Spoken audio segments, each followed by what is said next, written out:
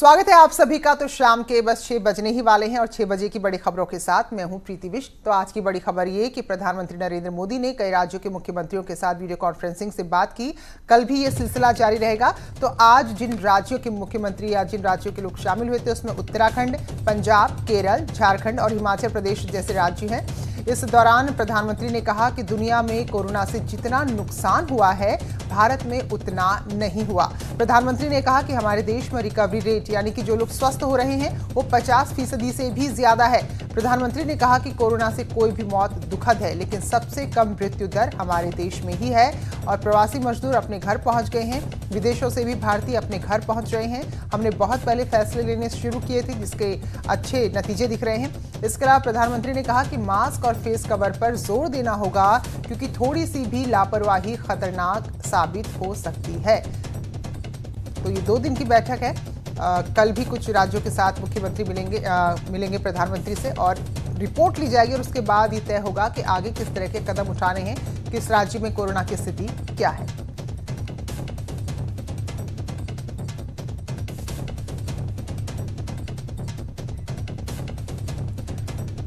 हमारे सहयोगी जुड़ चुके हैं, दिल्ली से हैं अनूप गुप्ता और देहरादून से किशोर जुड़े हैं। तो अनूप, पहले आप बताइए बैठक के बारे में। आज पहला दिन है, कल भी बैठक रहेगी, तो किस तरह आज रही है बातचीत?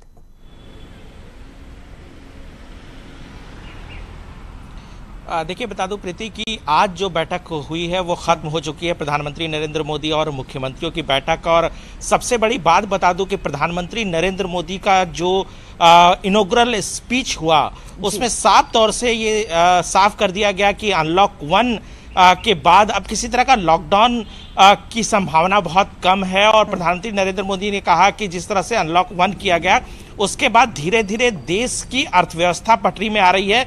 देश की का जो एक आम दिनचर्या है वो धीरे धीरे सामान्य होता जा रहा है। दूसरी तरफ प्रधानमंत्री नरेंद्र मोदी ने इस बात पर भी अवगत कराया कि जिस तरीके से लगातार ऑफिसेस खुल रहे हैं, जिस तरह से बाजार में भीड़ भाड़ खुल रही है, उसको लेकर के कहीं ना कहीं लोगों को ज्यादा एहतियात बरतने की जरूरत है। और उन्होंने कहा कि 2 गज दूरी, इसके अलावा मास्क, इसके अलावा हैंड सैनिटाइजर या हाथ साफ करना, ये तमाम चीजें हैं जो बहुत जरूरी है। ये बैठक कल भी चलेगी, लेकिन आपको बता दूं कि कल की बैठक काफी अहम है क्योंकि कल उन राज्यों के मुख्यमंत्रियों के साथ प्रधानमंत्री नरेंद्र मोदी की चर्चा होगी जिन राज्यों में कोरोना मरीजों की तादाद जो है बहुत ज्यादा है, उसका फैलाव बहुत ज्यादा है। और आज प्रधानमंत्री नरेंद्र मोदी ने जिस तरह से कहा कि जिन राज्यों में कोरोना के पेशेंट कम है वहां विकास तेजी से आगे बढ़ेगा और ये दूसरे राज्यों को भी सीखने की जरूरत है। तो ये एक लब्बो-लुबाब आज की बैठक में हुआ।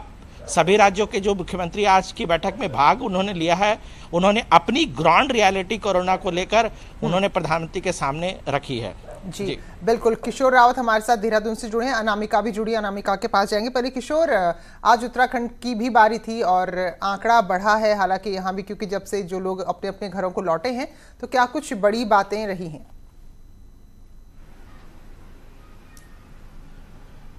देखिए, जिस तरीके से पीएम ने तमाम जो अनलॉक पार्ट 1 है उसके बारे में पूछा कि कैसे अनुभव रहे और किस तरीके से इसमें और बेहतर काम किया जा सकता है। सबसे बड़ी बात यह है कि कोरोना से तो पूरा देश लड़ रहा है, लेकिन उससे ज्यादा महत्वपूर्ण है कि अर्थव्यवस्था को हमने पटरी पर लाना है, क्योंकि अर्थव्यवस्था अगर कहीं खराब होती है तो उससे ज्यादा नुकसान होगा। तो इसको लेकर भी चर्चा की गई और अनुभव शेयर किए गए, अनुभव पूछा गया कि इसमें और बेहतर क्या हो सकता है। और दिशा निर्देश प्रधानमंत्री ने यह भी दिए कि जो भीड़ भाड़ वाले इलाके हैं वहां पर खास ध्यान देने की जरूरत है, क्योंकि अब जिस तरीके से स्प्रेडिंग हो रही है वो कहीं ना कहीं थोड़ा चिंता का विषय है। लेकिन ये जरूर है कि उत्तराखंड की अगर बात करें तो उत्तराखंड में जो रिकवरी रेट है वो 50% से ज्यादा है। यानी अगर 1800 मामले हैं, यहाँ पे फिलहाल अभी 680 एक्टिव मामले, यानी ज्यादा लोग ठीक हुए हैं। तो ये सब चीजें थी, उसमें अनुभवों की खास बात ये थी कि लॉकडाउन के अनुभव और लॉकडाउन के बाद जो अनलॉक पार्ट 1 है उसके अनुभव के बारे में चर्चा की गई और विस्तार से बातें रखी गई कि सरकार आगे क्या करना चाहती है। और यह भी बताया गया कि जिस तरीके से देश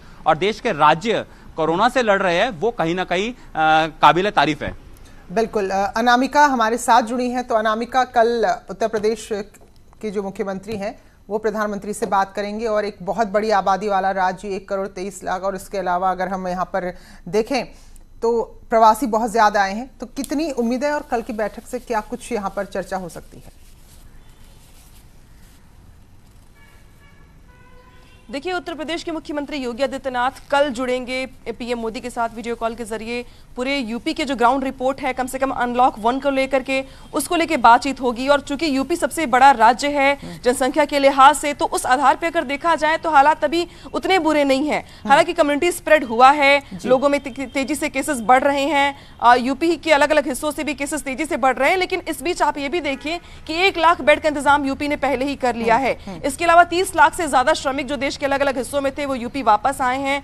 जो पहले कयास लगाए जा रहे थे कि जो 30 लाख श्रमिक आए हैं उसमें 50% श्रमिक जो होंगे वो कोरोना पॉजिटिव होंगे, या 80% श्रमिक जो कोरोना पॉजिटिव होंगे, वो कम से कम वहां पे कयास फेल हुए और वहां पे श्रमिकों को क्वारंटीन किया गया। आशा वर्कर्स भी इनकी निगरानी कर रही हैं, तो वो आंकड़ा कोरोना पॉजिटिव के मामले में बहुत ज्यादा नहीं बढ़ा।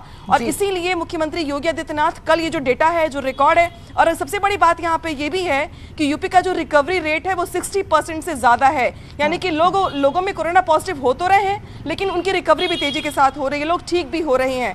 तो इम्यूनिटी सिस्टम भी कम से कम यूपी के लोगों का ठीक है। तो ये भी बात कल सामने आएगी। तो मुख्यमंत्री योगी आदित्यनाथ अनलॉक 1 को लेकर के जैसे सब चीजें खोल दी गई हैं, लोग अपने ऑफिस जा रहे हैं, सारे कामकाज हो रहे हैं, पार्क खोल दिए गए हैं, शॉपिंग मॉल्स खोल दिए गए हैं, तो उसके बाद हालात क्या हैं? क्या आगे भी जरूरत है ऐसी पड़ेगी कि लॉकडाउन लगाया जाए, या कम्युनिटी स्प्रेड के बाद हालात कैसे हैं? क्या यूपी सरकार जो है कंट्रोल कर रही है, या आगे वाले दिनों में क्या स्ट्रेटेजी बनाई गई है?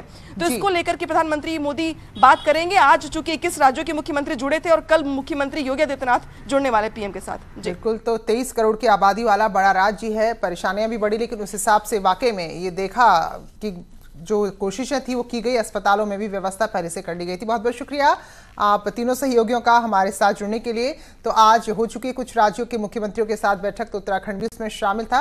और कल जिन राज्यों की बैठक होगी, विशेष तौर पर ये वो राज्य हैं जहां कोरोना का संक्रमण ज्यादा है, और उत्तर प्रदेश कल बैठक में शामिल होगा।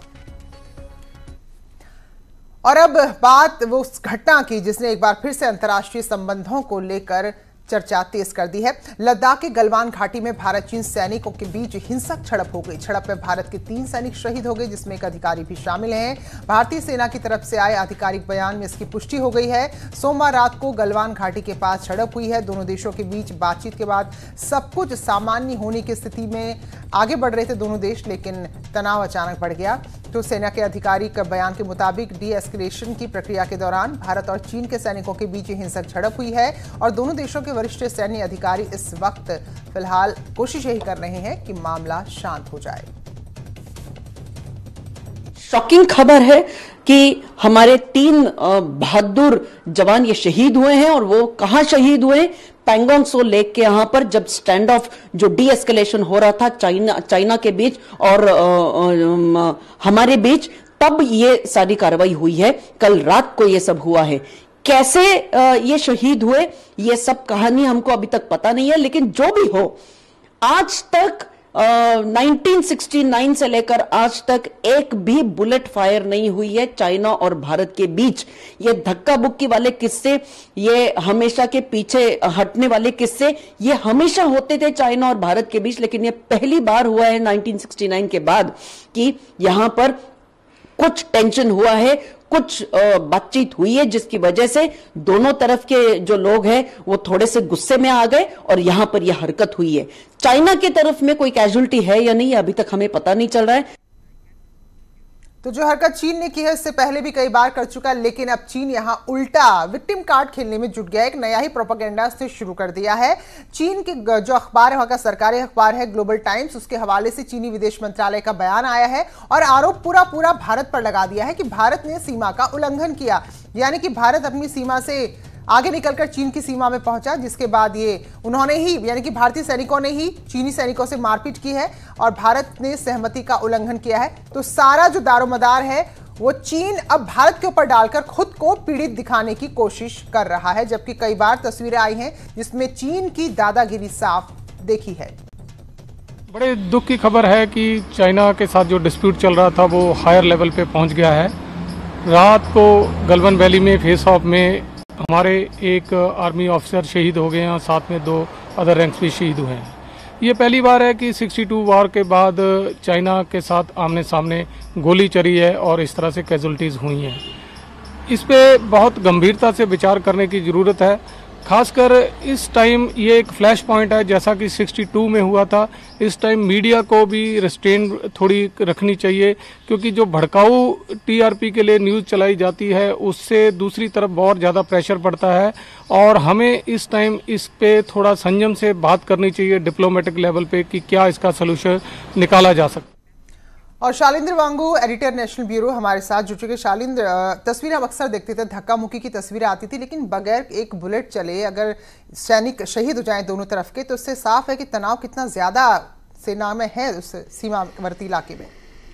बिल्कुल प्रीति, आपको बता दें कि सीमावर्ती इलाके में यानी एलएसी के पास अभी भी तनाव बरकरार है। हालांकि आज सुबह 7:30 बजे से ही लगातार बैठकों का सिलसिला जारी है, वहां पर बातचीत चल रही है मिलिट्री लेवल पर, लेकिन अभी तक जो है वहां पर जो कोशिशें हैं वो लगातार जारी हैं। इसी बीच पहली बार इस पूरे मामले को लेकर चीन की सेना का बयान आया है। चीन की सेना का बयान ग्लोबल टाइम्स के जरिए ही सामने आया है, जिसमें उन्होंने कहा है और ये माना है कि उनके तरफ भी कैजुअल्टीज हुई हैं। हालांकि एक बार फिर उन्होंने भारत पर आरोप लगाया है कि भारतीय सेना ने घुसपैठ की थी। इस तरह का आरोप चाइना की आर्मी ने लगा रही है। लेकिन फिलहाल इस पूरे मामले को लेकर हम समझ रहे हैं कि कुछ देर बाद भारतीय सेना की तरफ से भी एक डिटेल्ड स्टेटमेंट जारी होगा और वहीं विदेश मंत्रालय की तरफ से यानी कि एमईए की तरफ से भी एक स्टेटमेंट जारी हो सकता है कि फिलहाल वहां पर क्या हालात है। लेकिन हमारे पास जो जानकारी है उसके मुताबिक अभी भी वहां पे हालात तनावपूर्ण बने हुए हैं। हालांकि लगातार कोशिश जारी है, पिछले दिनों से भी लगातार कोशिश की जा रही थी, मिलिट्री लेवल पर और डिप्लोमेटिक लेवल पर बातचीत जारी थी। लेकिन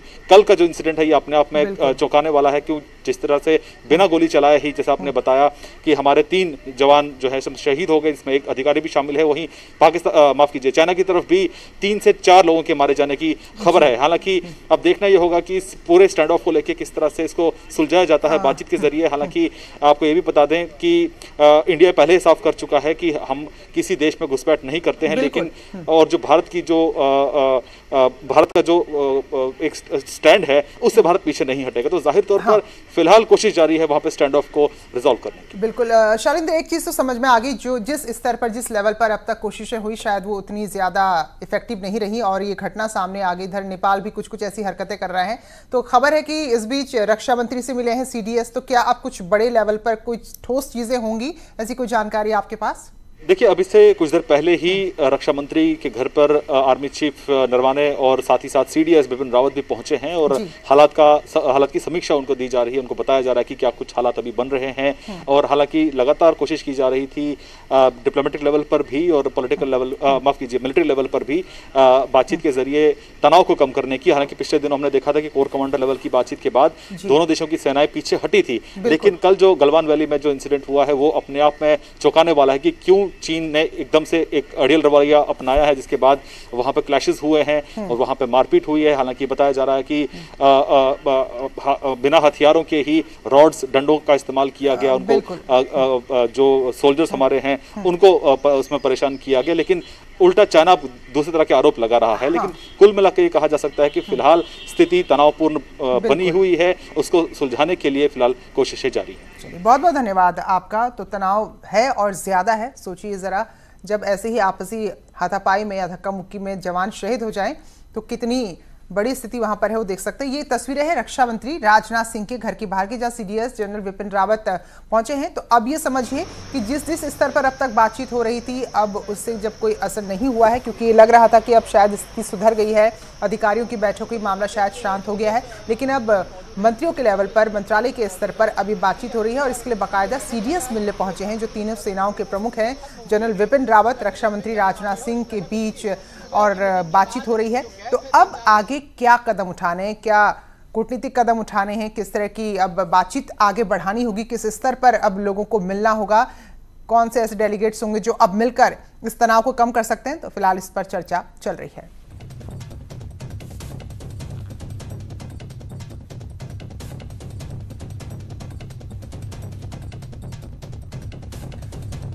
तो चीन ने जो कायराना हरकत की है उस पर अखिलेश यादव ने ट्वीट किया है।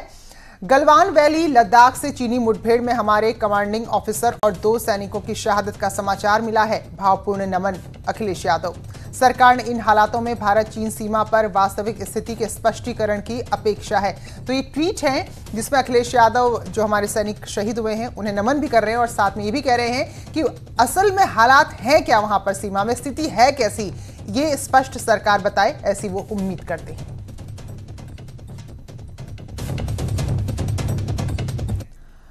और बात करेंगे उत्तर प्रदेश की कैबिनेट की आज की बैठक की, तो 15 अहम बिंदुओं पर चर्चा हुई है। राज्य में इलेक्ट्रिक वाहनों को लेकर एक बड़ा फैसला लिया गया है। जो इलेक्ट्रिक गाड़ियां हैं उनके निर्माण को प्रोत्साहन दिया जाएगा और इसके लिए टैक्स में छूट को मंजूरी मिल गई है। इससे राज्य में इलेक्ट्रिक गाड़ियों को ज्यादा प्रोत्साहन मिलेगा। हालांकि 2019 में बदलाव किया गया था, लेकिन अब नीति को और ज्यादा सरल किया गया है। पहले 1 लाख रुपए जो इलेक्ट्रिक 2 व्हीलर बनेंगे उन पर 100% रोड टैक्स की छूट होगी। वहीं इलेक्ट्रिक 4 व्हीलर यानी कि जो चौपहिया वाहन होंगे जैसे कार है, गाड़ियां हैं, उन पर 75% रोड टैक्स की छूट दी जाएगी। तो प्रदूषण कम करने के लिए अब इलेक्ट्रिक वाहनों की तरफ बढ़ा जा रहा है और इन्हें प्रोत्साहन देने के लिए बहुत अहम फैसला आज यूपी कैबिनेट ने लिया है।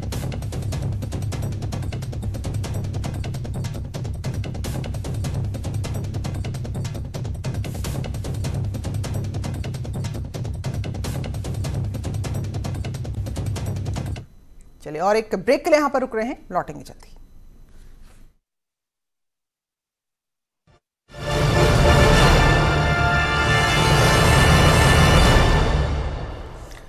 स्वागत है। ब्रेक के बाद आप देख रहे हैं 6 बजे बड़ी खबरें और खबर शिक्षा विभाग में अनामिका शुक्ला प्रकरण की। इसके बाद अब फर्जी शिक्षकों के खिलाफ अभियान काफी तेज हो गया है। आज अयोध्या के तारुण और बीकापुर में शिक्षकों और कर्मचारियों के प्रमाण पत्रों का सत्यापन कराया गया, जांच की गई और कई सारे ऐसे कर्मचारी थे जिनके आज सर्टिफिकेट देखे गए हैं। तो हैरानी की बात यह रही कि यहां काम कर रहे अधिकांश कर्मचारी बगैर मास्क के नजर आ रहे थे। अनामिका शुक्ला के नाम से कई जगह पर नौकरी करते हुए एक महिला का फर्जीवाड़ा सामने आया है।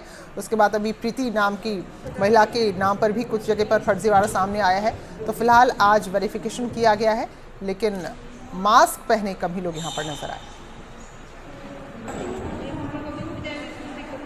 कस्तूरबा विद्यालयों में जो राज्य परियोजना कार्यालय से हम लोगों को निर्देश प्राप्त हुए हैं, उसके क्रम में समस्त कस्तूरबा विद्यालयों के स्टाफ को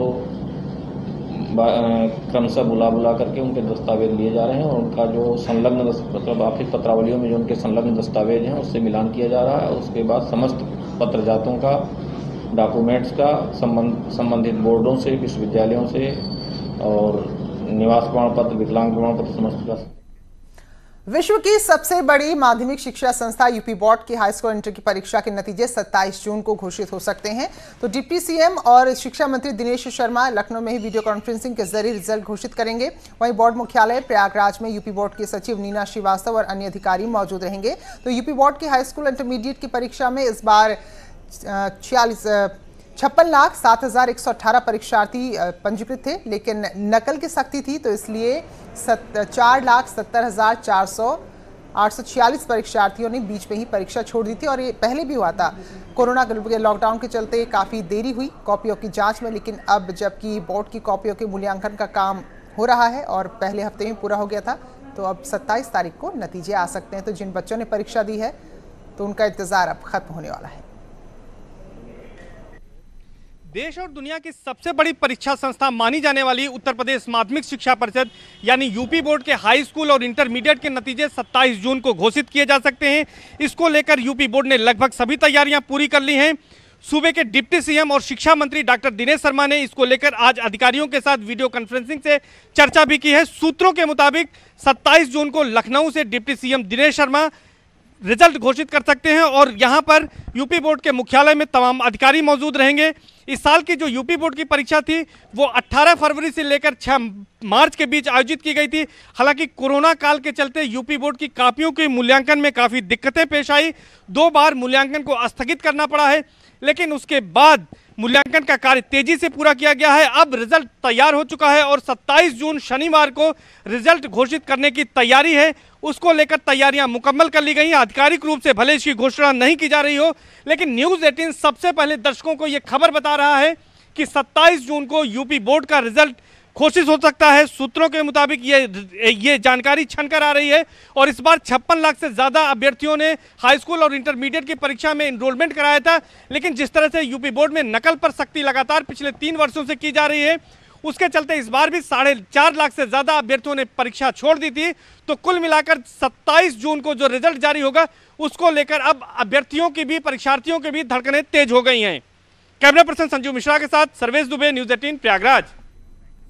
और हमीरपुर से एक वीडियो सामने आया है जहां एक शख्स बीच चौराहे पर अवैध असलहा हाथ में लहराता हुआ नजर आ रहा है। तो राट कोतवाली इलाके के सैदपुर गांव का ये रहने वाला शख्स है और खुलेआम अवैध तमंचे के साथ ये घूम रहा है। तो फिलहाल इसकी तलाश की जा रही है और पता किया जा रहा है कि इसका मकसद क्या था, इसके हाथ में तमंचा क्यों इसने ले रखा था, कहां जा रहा था। तो अभी इसकी तलाश जारी है, अभी इस तक पहुंच नहीं पाई है पुलिस।